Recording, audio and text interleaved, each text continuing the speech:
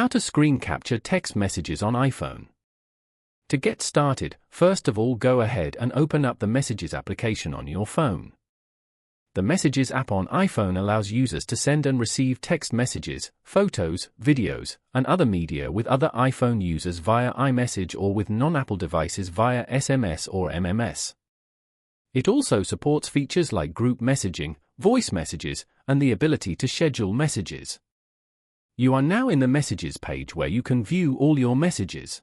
Scroll down and open up the text message that you want. Once you're here, take a screenshot of this conversation. After that, go back and open up the Photos application. You will find the screenshot you just took over here. Open the screenshot to view it. Here, you can now select and capture the text messages from the photo. Following these steps, you can easily screen capture text messages on iPhone.